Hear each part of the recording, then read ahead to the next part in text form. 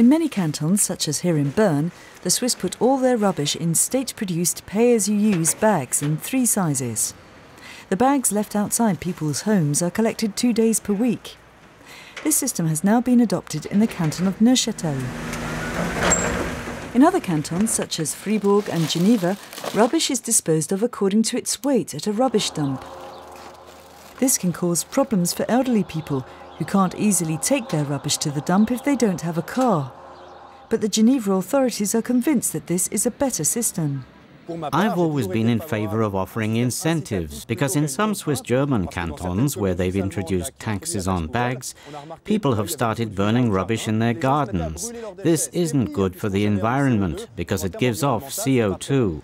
In the little Geneva suburb of Russin, there's no question of charging families 2 francs per rubbish bag, as is planned in Neuchâtel. I'm not at all in favor of a rubbish tax. I prefer the incentives set out by the canton, such as recycling, to taxes that will simply encourage people to cheat. They can buy plain rubbish bags with no tax on them, which are then left scattered around the countryside. But the system of taxing every bag seems to work in the canton of Bern, where it was introduced in 1992. People have nothing against the bag system. In the first year, there was 45% less rubbish being processed, and this figure has remained stable. These days, Bern recycles more than half the rubbish it produces, 51% to be precise, around the national average. Geneva's trailing a little with 47%. The city feels businesses need to make more of an effort.